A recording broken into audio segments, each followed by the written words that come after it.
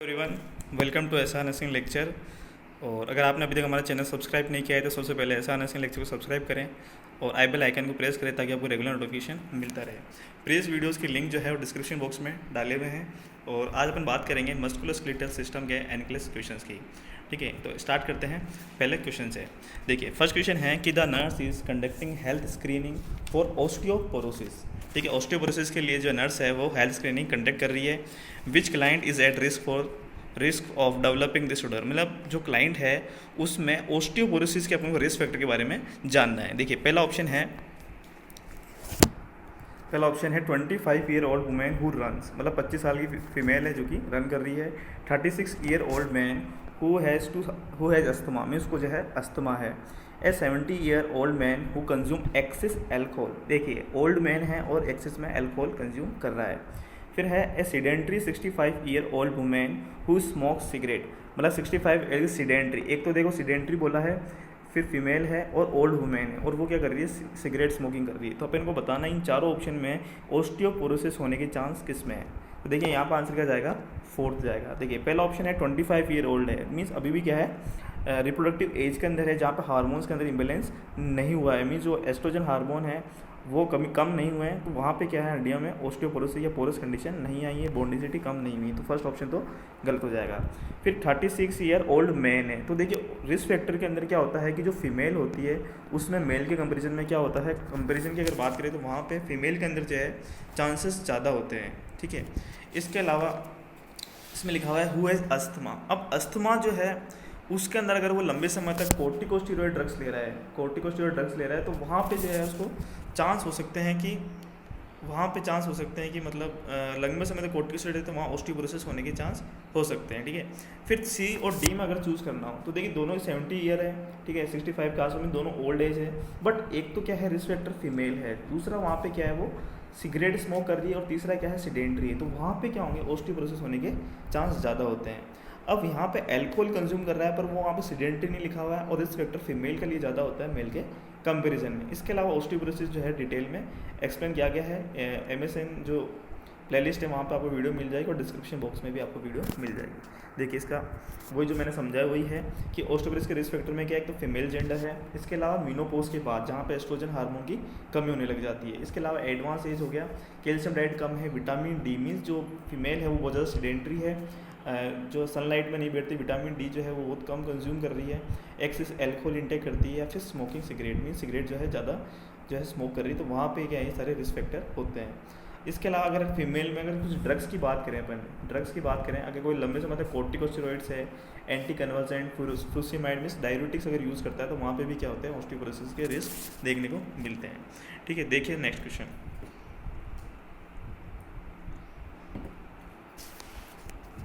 Next question है कि जो नर्स है उसने इंस्ट्रक्शन दी है क्लाइंट को जो कि नी आर्थ्रोस्कोपी के बाद में जो है घर लौट के आया है। ठीक है, why which statement by the client indicate that the instruction are understood, मतलब नी आर्थ्रोस्कोपी हुई है और इनमें से कौन सा कथन क्लाइंट के द्वारा कहा गया है जिसके उसको अपन को पता चलेगा कि भाई उसको जो इंस्ट्रक्शन दिए गए उसको समझ में आ गए हैं। I can resume regular exercise, मतलब कल से जो है रेगुलर एक्सरसाइज जो है वो स्टार्ट कर सकता है, या फिर जो आर्थ्रोस्कोपी कराई उसके नेक्स्ट मतलब रिमाइंडर, मतलब जो बाकी जो दिन बचा है वहाँ पे वो फूड जो है वो इंटेक नहीं, मतलब फूड जो है वो नहीं खा पाएगा, या फिर उसमें लिखा हुआ है I need to stay off the leg entirely for the rest, मतलब पूरे दिन जो है लेग को एक जगह रखना है। I need to report a fever और swelling to my health care provider, अगर मुझे जो है फीवर स्वेलिंग की दिखती है तो उस केस में अपन को हेल्थ केयर प्रोवाइडर को नोटिफाई करना है। तो देखिए इसका आंसर क्या होना चाहिए, सोचिए। देखिए, नी आर्थ्रोस्कोपी, ठीक है, ये है नी जॉइंट। अब आर्थ्रोस्कोपी, आर्थ्रो मीन्स क्या होता है, आर्टिकुलर, आर्थ्रो मीन्स जॉइंट, जैसे अपन ऑस्टियो अर्थराइटिस कहते हैं तो वहाँ पे क्या है, आर्थरा का मतलब क्या है, जॉइंट्स वगैरह, या फिर अपन क्या कहते हैं जॉइंट में आर्टिकुलर कार्टिलेज, स्कोपी मीन्स वहाँ पे अपन एंडोस्कोपी कर रहे हैं। तो देखिए ये क्या है, एक इन्वेजन प्रोसीजर है, तो वहाँ पे जो पर्सन होगा उसको अपन को एक तो अपन को जो है कॉन्सेंट लेना पड़ेगा, मीन्स इन्फॉर्म कॉन्सेंट लेने की नीड होती है।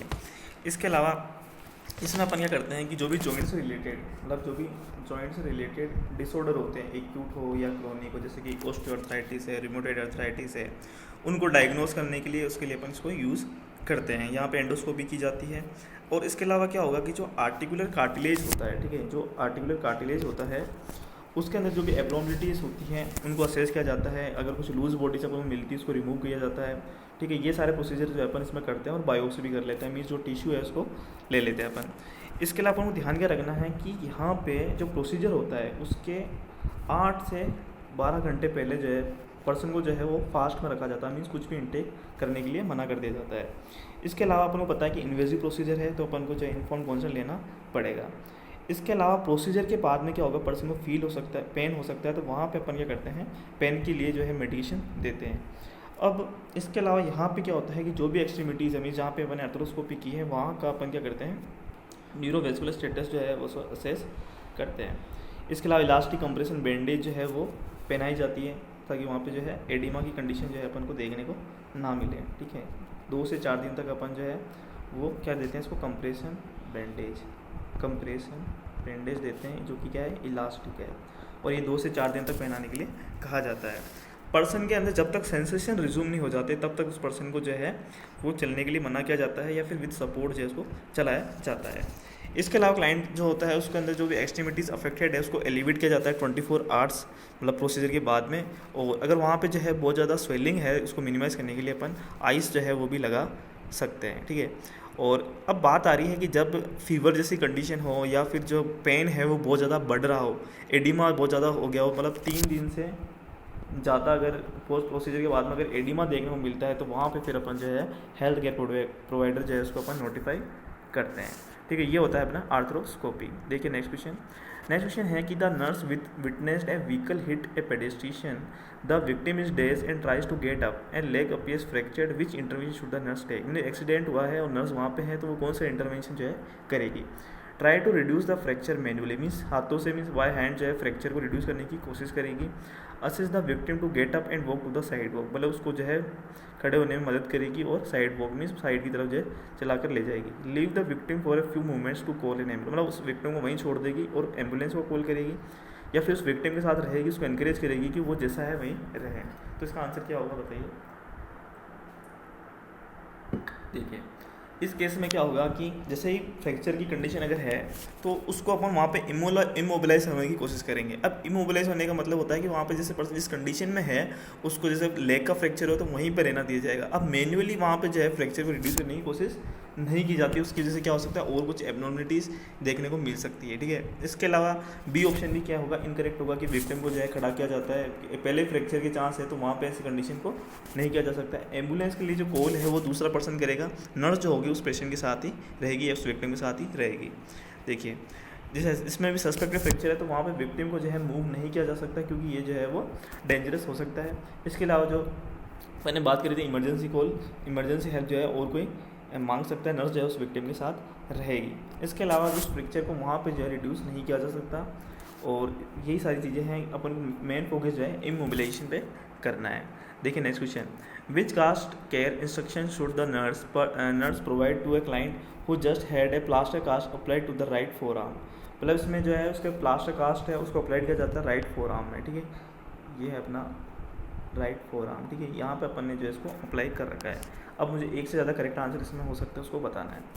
Keep the cast clean and dry. देखिए जब भी अपन कास्ट मतलब पक्का पट्टा जब बांधते हैं तो वहाँ पे अपन को करना है, उस कास्ट को कम से कम 1 से 3 दिन तक जो है उसको ड्राई रहने के लिए रख दिया जाता है। जो फर्स्ट बी ऑप्शन हो जाएगा, और उसको जो है ड्राई रखना है और क्लीन रखना है, ठीक है। फिर है keep the cast and extreme elevated, तो उस केस में एक्सट्रीम मतलब जो भी अपने हाथ उसको एलिवेट रखा जाता है, ठीक है, ये भी सही है। फिर D expect tingling and numbness in the extremities, हाँ ये भी सही है कि अपन जो है उस एक्सट्रीमिटीज़ के अंदर जो है एक्सपेक्ट कर सकते हैं, बट यहाँ पे ये आंसर नहीं जाएगा। फिर है use a hair dryer set on warm to hot setting to dry the cast. अब उसको देखिए अगर हेयर ड्रायर है ना तो उसमें वार्म कंडीशन वाले को ऑन नहीं रखना है, क्योंकि उसकी जिससे क्या हो सकता है जो आपने कास्ट बांधा है वो बर्न हो सकता है, नीचे स्क्रीन जो होती है वो बर्न हो सकती है। तो यहाँ पे ई ऑप्शन जो हो जाएगा वो क्या हो जाएगा, इनकरेक्ट हो जाएगा। Use A soft padded object that will, अब यहाँ पे इसमें ये कह रखा है कि जो कास्ट बांध रखा है उसके अंदर अपन को सॉफ्ट ऑब्जेक्ट को ले जाकर जो भी है स्क्रैच कर सकते हैं स्किन को, तो ये भी गलत है क्योंकि अपन स्क्रीन स्क्रैच कर रहे हैं तो वहाँ पे स्किन इंटीग्रिटी जो होती है वो इम्पेयर हो सकती है, या फिर वहाँ पे जो है स्किन जो है वहाँ पे प्रॉब्लम हो सकती है। तो यहाँ पर आंसर क्या चला जाएगा 1, 2 एंड 3। अब देखिए इंटरवेंशन में ये लिखा हुआ है कि जो भी प्लास्टर कास्ट है उसको अपन कम से कम 1 से लेकर 3 दिन तक ड्राई रखना चाहिए, और सिंथेटिक है तो वहाँ पे वो जो है 20 मिनट के अंदर क्या हो जाता है, ड्राई हो जाता है। इसके अलावा एडिमा को प्रिवेंट करने के लिए एलिवेट रखा जाता है एक्सट्रीमिटीज़ को, और जो भी कास्ट अपन ने बांधा है एक्सट्रीमिटी पे। इसके अलावा जो वेट कास्ट होता है उसको हैंडल, अब देखिए जब वेट कास्ट हमें से गीला हो रखा है तो अपन को उसको जो है पाम से जो है इसको हैंडल करना है। अगर अपन फिंगर से हैंडल करेंगे तो क्या हो जाएगा, डेंट पड़ सकते हैं, और डेंट पड़ेंगे तो वो स्किन को जो है वो क्या कर सकते हैं, इरिटेट कर सकते हैं। तो वो उन चीज़ का अपन को ध्यान रखना होता है। ठीक है, ये चीज़ें इसमें समझा रखी है, और यही सारे इसके अंदर अपन ने समझ लिया। अब इसके अलावा देखिए एक ऑप्शन और है, जैसे यहाँ पे क्या था, एक ऑप्शन ये है कि जैसे अपन कि सर्कुलेटरी अगर इम्पेयरमेंट होता है, मीन्स जहाँ पे अपन ने राइट फोरआर्म में कास्ट बांधा है और वहाँ पे सर्कुलर सप्लाई नहीं है, तो वहाँ पे क्या हो सकता है, पेन, स्वेलिंग, डिस्कलरेशन, टिंगलिंग और पिंगलिंग सेंसेशन देखने को मिल सकता है, और जो पल्स है वो डिमिनिश हो सकती है, कूलनेस देखने को मिल सकता है। अगर ऐसी कंडीशन अपन को देखने को मिलती है तो उस केस में अपन को हेल्थ केयर प्रोवाइडर को इन्फॉर्म करना चाहिए इमीडिएटली। नेक्स्ट क्वेश्चन देखिए, नेक्स्ट क्वेश्चन है स्केलेटल ट्रैक्शन। मैं बता दूं आपको, ट्रैक्शन की वीडियो जो है अपन जल्द लाने वाले हैं, जहाँ पे अपन पूरा ट्रैक्शन जो है कवर करेंगे। यहाँ पे क्वेश्चन है कि नर्स जो है एक स्केलेटल ट्रैक्शन को इवेल्युएट कर रही है। When evaluating the pin sides the nurse would be the most concern with which finding, मतलब मोस्ट कंसर्न क्या होगा जब वो पिन साइड को जो है इवेल्युएट करेगी। देखिए स्केलेटल ट्रैक्शन जो है कुछ ऐसा अपन को नज़र आता है, जहाँ पे अपन पिन स्क्रू वगैरह यूज़ करते हैं। स्केलेटल मतलब यहाँ पे जो अपन पिन स्क्रू यूज़ कर रहे हैं वो डायरेक्टली बोन पे अप्लाई की जाती है ताकि उसमें बोन में हीलिंग हो सके। तो पहला ऑप्शन है redness around the pin side, pain on palpation at the pin side, thick yellow drainage from the pin side, clear watery drainage from the pin side. देखिए जब अपन पिन साइड की अगर बात कर रहे हैं तो वहाँ पे जो है जनरली रेडनेस, पेन और क्लियर पोर्टरी ड्रेनेज जो है वो नॉर्मल कंडीशन है, वो अपन को देखने को मिल सकती है। बट अगर वहाँ पे पस का फॉर्मेशन है, जैसे कि थिक येलो ड्रेनेज निकल रहा है, तो उस केस के अंदर जो है वो अपना क्या है, मोस्ट कंसर्न रहेगा इस फाइंडिंग से। तो इसका आंसर क्या जाएगा, सी जाएगा। अब देखिए ये होता है स्केलेटल ट्रैक्शन, जहाँ पे अपन ने स्क्रू वगैरह बोन पे डाल रखे हैं। The nurse should monitor for the sign. अब यहाँ पे इन्फेक्शन के साइन क्या हो सकते हैं, एक तो क्या हो सकता है फीवर वगैरह है, वो उस पिन साइड से जो है ड्रेनेज निकलना। अब ड्रेनेज नॉर्मल ड्रेनेज जैसे कि सीरियस ड्रेनेज है वो तो क्या है एक्सपेक्टेड है, बट अगर वहाँ पे पस फॉर्मेशन हो गया है तो उस केस में वो फाइंडिंग जो होती है वो अपन को जो है हेल्थ केयर प्रोवाइडर को नोटिफाई कर सकते हैं। जैसे कि फीवर आ गया है या फिर जो है वाइटल साइंस में चेंज आ। वाइटल साइंस में चेंज आने का मतलब है कि पहले वाइटल साइन जो अपन ने बेस लाइन लिया था और अब लिया उसमें अगर किसी प्रकार का डिफरेंस आता है तो उस केस में जो है अपन को जो है हेल्थ केयर प्रोवाइडर को नोटिफाई करना पड़ता है। नेक्स्ट क्वेश्चन देखिए, nurse is assessing the casted extremity of a client. Nurse जो होती है वो क्लाइंट के जो कास्टेड एक्सट्रीमिटीज़ है उसको असेस कर रही है, मतलब जो अपन ने कास्ट कर रखा है उसके बारे में बात हो रही है। इनमें से कौन सा साइन इन्फेक्शन को इंडिकेट करता है, मीन्स अपन को बताना कि इन्फेक्शन के कौन से साइन यहाँ पे हो सकते हैं। पहला है डिपेंडेंट एडिमा, दूसरा है डिस्टल पल्स का कम होना, presence of a hot spot on a cast and coolness and paleness of the extremity. अब देखिए यहाँ पे इन्फेक्शन कहा गया है, तो ये जो लास्ट डी ऑप्शन है ये बताता है सर्कुलेशन इम्पेयरमेंट को, कि सर्कुलेशन जो है वो प्रॉपर नहीं, तो वहाँ पे जो है कूलनेस या फिर पेलोड देखने को मिल सकता है। तो डी तो यहाँ पे क्या हो जाएगा, इनकरेक्ट। अब इन्फेक्शन की बात की तो यहाँ पर आंसर क्या जाएगा, सी, हॉट स्पॉट। जैसे अभी कोरोना वायरस में पता है कि अपन को हॉट स्पॉट कौन से इलाके हैं जहाँ पे अपन को पेशेंट ज़्यादा से ज़्यादा मिल रहे हैं, ठीक है, वो होता है हॉट स्पॉट। वैसे ही इन्फेक्शन में है कि कास्ट के अंदर जो है हॉट स्पॉट की प्रेजेंस, मतलब जहाँ पे वो ज़्यादा वार्मर है, उस चीज़ वो किसको इंडिकेट करती है, इन्फेक्शन को इंडिकेट करती है। देखिए साइन ऑफ इन्फेक्शन जो होता है कास्ट, उसमें क्या हो सकता है, एक तो पुरुलेंट ड्रेनेज निकलेगा कास्ट से, या फिर हॉट स्पॉट की प्रेजेंस जो बताता है कि वहाँ पे जो कास्ट है वो अदर एरियाज़ के कंपेरिजन में ज़्यादा वार्मर है।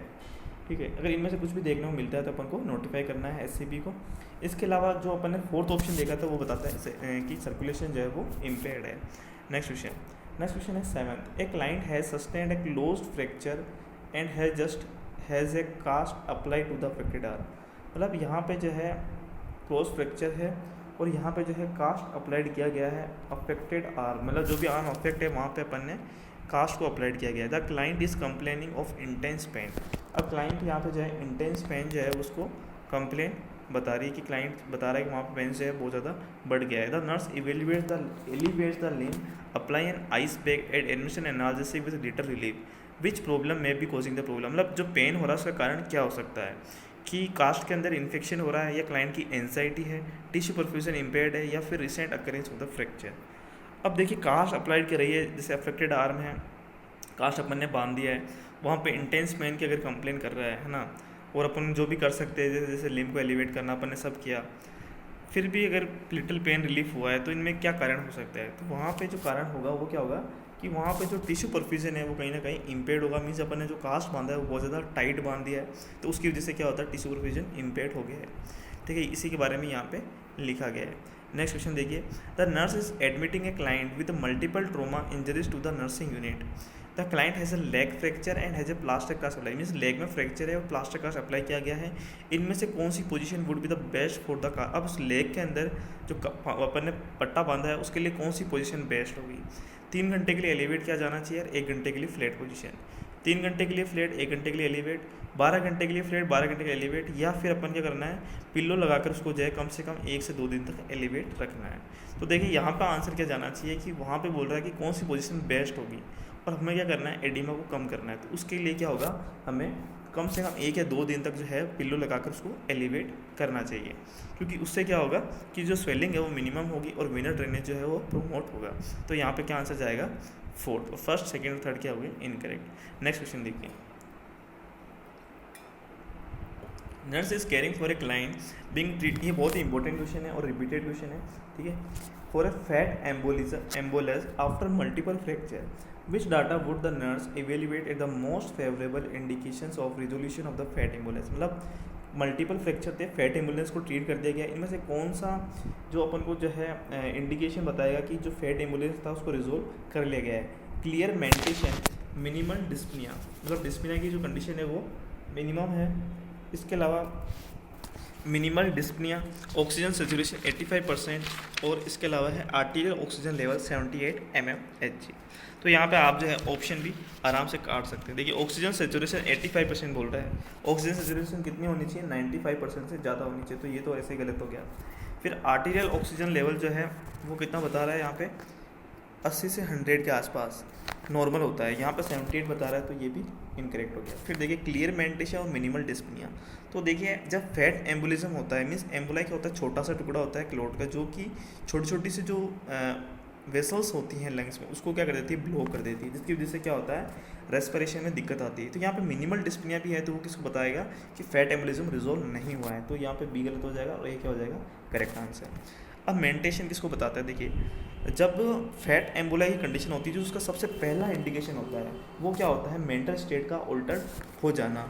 अगर यहाँ पे क्लियर मेंटेशन बोला है, इसका मतलब वो क्या है, अच्छा इंडिकेटर है कि फैट एम्बुलिज्म जो है वो रिजोल्व हो गया है। इसके अलावा जो मिनिमम डिस्प्ले भी है वो क्या है, अपने आप में एक नॉर्मल साइन नहीं है। इसके अलावा जो मैंने बात करी कि आर्टीरियल ऑक्सीजन लेवल 80 से 100 और ऑक्सीजन सेचुरेशन 95 से ज़्यादा होना चाहिए।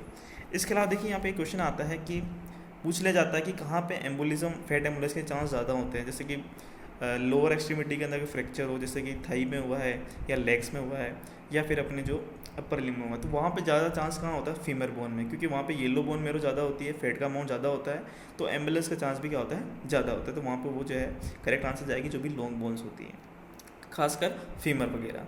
अब है 10th क्वेश्चन। 10th क्वेश्चन क्या कह रहा है, teaching with a client with an arm cast about the sign symptom. अब यहाँ पे बात हो रही है कंपार्टमेंट सिंड्रोम की। अब देखिए कंपार्टमेंट सिंड्रोम क्या हो रहा है, इसके बारे में अपन जो है बात करेंगे। अब यहाँ कह रहा है कि the nurse determine that the client understand the information if the client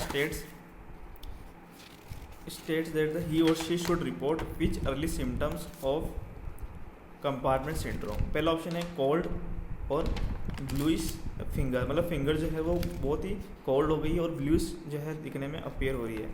फिर है numbness and tingling in the fingers, मतलब फिंगर्स के अंदर जो है पैरेस्थीसिया की कंडीशन है। Pain that increase when the arm is dependent और pain that is out of proportion to the severity of the fracture. तो यहाँ बताना है कि कौन सा अर्ली सिम्टम है कंपार्टमेंट सिंड्रोम का। अब देखिए कंपार्टमेंट सिंड्रोम होता क्या है कि जैसे फ्रैक्चर हुआ है ना, तो उसके बाद में जो भी मसल्स ग्रुप होते हैं, जैसे ये मसल्स ग्रुप होते हैं, वहाँ आसपास की जो फेशिया होती है बहुत टफ हो जाती है और यहाँ से क्या होता है मतलब आर्टरी, वेन, नर्व्स, ये सब क्या होते हैं, सप्लाई होते हैं। जब ये टाइट हो जाएगा तो क्या होगा कि आर्टरीज वेसल्स, जो आर्टरीज होंगी, वेन्स होंगी, वो भी क्या होगी, कंप्रेस होगी, नर्व भी कंप्रेस होगी, तो पेन भी ज़्यादा फील होगा और जो टिश्यू परफ्यूजन है वो भी क्या होगा, कहीं ना कहीं इम्पेयर्ड हो जाता है। तो इसे अपन क्या कहते हैं, कंपार्टमेंट सिंड्रोम। अब इस कंडीशन को अगर अपन 4 to 6 आवर्स के अंदर जो है सही नहीं करते हैं या फिर इसको जो है ट्रीट नहीं करते हैं, तो वहाँ पे कंडीशन जो होती है वो क्या हो जाती है, डैमेज, वहाँ पे क्या होता है, न्यूरोवस्कुलर डैमेज देखने को मिलता है। मीन्स कंडीशन जो है इरिवर्सिबल होने लग जाती है। अब साइन सिम्टम की अगर बात करें तो वहाँ पे जो लिम्ब है वहाँ पे क्या होगा, पेन जो होगा वो इंक्रीज़ होने लग जाएगा, मीन्स पेन जो होगा वो ही बढ़ने लग जाएगा, रिलीव नहीं होगा। इसके अलावा क्या होता है कि जो टिश्यूज़ हैं डिस्टल जो होंगे, जो भी एरिया इन्वॉल्व हुआ वहाँ पे वो क्या हो जाते हैं, टिश्यू परफ्यूजन इम्पेयर होने की वजह से वो पेल होने लग जाते हैं, वहाँ कूलनेस जो है अपन को देखने को मिलती है, या फिर एडिमा होने लग जाता है। पैरेस्थीसिया की कंडीशन होती है। इसके अलावा जो पल्सलेसनेस होती है, मीन्स पल्स का फील नहीं होना, ये क्या होता है, लेट साइन होता है कंपार्टमेंट सिंड्रोम का। अब ट्रीटमेंट में अपन क्या कर सकते हैं, जैसे कोई फेसिया है वो हार्ड हो गई तो अपन यहाँ पे फेसियोटोमी करते हैं, और ये फेसियोटोमी अपन ने बात करी थी कहाँ पे, बर्न इंजरी के अंदर। आप पढ़े बर्न इंजरी पार्ट 1, 2, 3 जो MSN में दिया हुआ है, वहाँ पे भी अपन जो है एक पॉइंट आता है कंपार्टमेंट सिंड्रोम, वहाँ पे अपन फेसियोटोमी परफॉर्म करते हैं ताकि प्रेशर जो है रिलीव हो और टिश्यू परफ्यूजन जो है वो रिस्टोर हो जाए। ठीक है, ये बात थी अपनी किसकी, कंपार्टमेंट सिंड्रोम की। अब यहाँ पे देखिए आंसर क्या जाएगा, सेकेंड, नम्बनेस और टिंगलिंग होना फिंगर के अंदर, ये क्या है, अर्ली साइन होता है, पैरेस्थीसिया जिसे अपन कहते हैं। तो यहाँ पे ये लिखा हुआ है जो मैंने समझाया कि अर्ली सिम्टम जो होता है वो पैरेस्थीसिया होता है, जहाँ पे नम्बनेस और टिंगलिंग फील होती है फिंगर में। अदर सिम्टम में क्या होता है, पेन होता है जो कि ओपियोड से रिलीव नहीं होता है, और लिम्ब एलिवेशन के साथ इंक्रीज होने लग जाता है। डिस्टल लिम्ब में जो है परफ्यूजन इम्पेयर्ड होने की वजह से पेलोर मीन्स पीला पड़ जाता है और कूलनेस देखने को मिलता है। साइनोसिस और पल्सलेस दोनों ही क्या होते हैं, लेट साइन होते हैं। ठीक है, ये था अपना ये क्वेश्चन। फिर आता है 11th क्वेश्चन कि डायबिटिक पेशेंट है जिसके अपन ने अभी राइट बिलो नी एम्पुटेशन किया है, मीन्स बिलो नी अपन ने जो है एम्पुटेशन किया है। इनमें से कॉम्प्लिकेशन जो है क्लाइंट में सबसे ज़्यादा सर्जरी के बाद देखने को मिल सकती है। Bleeding, oedema of the residual limb, जो रेजिडुअल मतलब जो बचा हुआ लिम्ब है वहाँ पे एडिमा होना, स्लाइट रेडनेस होना इंसिजन का, और separation of the wound edges. तो देखिए यहाँ पे पेशेंट है डायबिटीज़ का, तो डायबिटिक पेशेंट में अपन को पता है कि जो ब्लीडिंग है वो अनकंट्रोल हो जाती है, या अपन ये कह सकते हैं कि जो क्लोट है वो थोड़ा लेट फॉर्म होता है, एक तो ये होता है। इसके अलावा वहाँ पे क्या होता है, जैसे यहाँ सी ऑप्शन दे रखा है स्लाइट रेडनेस, तो वो तो इंसिजन जब लगाते हैं तो वहाँ पे ये कॉमन हो सकता है या नॉर्मल फाइंडिंग होती है। इसके अलावा रेजिडुअल लूम का एडिमा होना ये भी एक नॉर्मल ही होती है, बट यहाँ पे जो ये लिखा गया है डी कि वुंड एजेस जो होते हैं, मतलब जो किनारे हैं वो सेपरेट होने लग जाते हैं, वो जनरली अपन को डायबिटिक पेशेंट में देखने को मिलता है। और बाकी जो फाइंडिंग होती है वो नॉर्मल पर्सन भी होता है तो उसमें भी अपन को देखने को मिलता है। बट डायबिटिक पेशेंट में जो मोस्ट कॉमन रिस्क होती है कॉम्प्लिकेशन सर्जरी के बाद में, वो क्या होती है, वुंड एजेस का सेपरेशन होना। ठीक है, इसके बाद में आता है नेक्स्ट क्वेश्चन 12th कि यहाँ पे जो है क्लाइंट है वो कंप्लेंट कर रहा है लो बैक पेन, और जो कि रेडिएट हो रहा है लेफ्ट पोस्टीरियर थाई में। मीन्स अगर अपन बात करें तो यहाँ पे लो बैक पेन हो रहा है और वो पोस्टीरियर थाई में जो है रेडिएट हो रहा है। मीन्स क्या हो रहा होगा, सियास्टिक नर्व का पेन यहाँ पे देखने को मिल रहा है। इफ़ द पेन वर्स और एग्रीवेटेड बाई विच फैक्टर, हमें बताना है कि पेन जो हो वो किस फैक्टर की वजह से और ज़्यादा वर्स हो सकता है। तो देखिए जो सियाटिक जैसे कोई पर्सन है उसको सियाटिक नर्व मतलब लो बैक पेन हो रहा है, जब वो स्नीजिंग कर रहा है, कफिंग कर रहा है, बेंड हो रहा है, किसी वेट को उठा रहा है, तो वहाँ सियाटिक नर्व जो है वो इन्वॉल्व हो जाती है और वहाँ पे जो है पर्सन को पेन ज़्यादा फील होता है। तो यहाँ से आंसर क्या हो जाएगा, बेंडिंग और लिफ्टिंग। इसके अलावा एक पॉइंट और देखिए कि अगर पर्सन जो है सुपाइन पोजीशन में लेटा हुआ है, ठीक है, सुपाइन पोजीशन में लेटा हुआ है और वो अपने पाँव को जो है एलिवेट करता है अचानक से, तब भी क्या होती है, सियाटिक नर्व जो है खिंच जाती है और वहाँ पे जो है पर्सन को एकदम सीवियर पेन फील होता है। मीन्स इस चीज़ को भी अपन को अवॉइड करना चाहिए। इसके अलावा जो बेड रेस्ट है, आइबुप्रोफेन है और एप्लीकेशन ऑफ हीट है, इनसे तो क्या होता है कि पेन जो है रिलीव होता है, वर्स नहीं होता। तो यहाँ आंसर क्या जाएगा, बेंडिंग और लिफ्टिंग। ठीक है, यही इसमें लिखा हुआ है। अब है 13th क्वेश्चन कि गाउट। देखिए गाउट मैंने पढ़ा रखा है, MSN की प्लेलिस्ट में आपको मिल जाएगा और डिस्क्रिप्शन बॉक्स में इसका लिंक भी आपको मिल जाएगा। Nurse is caring for a client with a diagnosis of gout, which laboratory value would the nurse expect to note in the client. Calcium level 9 है, यूरिक एसिड 9 है, पोटेशियम 4.1 है, phosphorus 3.1 है। तो देखिए यहाँ पे जो कैल्शियम की फाइंडिंग है ये भी नॉर्मल है, पोटेशियम की भी नॉर्मल है, अपन को पता है 3.5 से 5 के आसपास नॉर्मल होती है। फॉस्फोरस भी क्या है, यही नॉर्मल होता है, 3 से लेकर 4.5 या 4.8 या 5 के आसपास। तो ये ACD ये तो नॉर्मल है। और हमें पता है कि गाउट के अंदर क्या होता है, यूरिक एसिड का लेवल क्या हो जाता है, बढ़ने लग जाता है। मीन्स यहाँ पे कितना दे रखा है 9, तो यहाँ आंसर क्या हो जाएगा B। ठीक है, इसका इंटरवेंशन देखिए कि गाउट जो होता है उसमें अपन क्या करते हैं, हाइपर यूरिसीमिया देखने को मिलता है। और अगर नॉर्मल यूरिक एसिड की लेवल की बात करें तो वो 4 से लेकर 8.5 होता है और ऑप्शन में अपन को 9 दे रखा है। ठीक है, मेल में तो होता है 4 से 8.5 और फीमेल में होता है 2.7 से 7.3, मतलब अप्रोक्स जो है यही होता है। बट यहाँ पे क्या है, ये 9 दे रखा है, तो ये क्या हो जाएगा, इनकरेक्ट हो जाएगा। मीन्स यहाँ पे क्या है, ये बताएगा कि गाउट जो है वो उसमें देखने को मिलेगा। इसके अलावा जब ये जॉइंट होता है वहाँ से जब हम इसको एस्पायरेट करते हैं साइनोवियल फ्लूइड को, तो वहाँ पे अपन को यूरिक एसिड के क्रिस्टल भी जो है डिटेक्ट होते हैं, जो कंफर्म करता है कि पर्सन को जो है गाउट है। नेक्स्ट क्वेश्चन देखिए। नेक्स्ट क्वेश्चन है कि यहाँ पे बक्स एक्सटेंशन या बक्स ट्रैक्शन का क्वेश्चन है। जैसे मैंने कहा ट्रैक्शन की वीडियो में जल्द लाने वाला हूँ, जहाँ पर पूरा ट्रैक्शन को अच्छे से समझेंगे। यहाँ क्वेश्चन कह रहा है कि पर्सन जो क्लाइंट है उसको हिप फ्रैक्चर है और वो नर्स को बोल रहा है अबाउट बक्स ट्रैक्शन या एक्सटेंशन के बारे में, that is being applied before surgery, में सर्जरी से पहले अप्लाई किया जाता है। And what is involve, the nurse should provide which information to the client, मतलब यहाँ पे जो नर्स है वो क्लाइंट को कौन सी इन्फॉर्मेशन जो है वो प्रोवाइड करेगा। Allow bony healing to begin before surgery and involves pain screen, मतलब यहाँ पे बोनी हीलिंग को अलाउ करता है। अपन को बताना क्या है, हिप फ्रैक्चर है, बक्स एक्शन है, that is being applied before surgery. What is involve, the nurse should provide which मतलब क्लाइंट को क्या इन्फॉर्मेशन प्रोवाइड करेगा कि allows bony healing to begin before surgery and involves pins and screw, provide rigid immobilisation of the fracture side and involve pulley and wheel. देखिए Buck's traction जो हो रहा है वहाँ पे पिन और स्क्रू का यूज़ नहीं किया जाता, वो किया जाता है स्केलेटल ट्रैक्शन में, और ये क्या है स्किन ट्रैक्शन, तो यहाँ पे पिन और स्क्रू का यूज़ नहीं किया जाता है। दूसरा पॉइंट में बता रहा है पुली और व्हील तो इन्वॉल्व होते हैं बट यह रिजिड इमोबिलाइजेशन फ्रैक्चर को प्रोवाइड नहीं करता है। फिर तीसरा देखिए lengthen the fractured leg to prevent severing of blood vessels and involving pins and screw, तो पिन स्क्रू आ गया तो ये से इनकरेक्ट हो गया।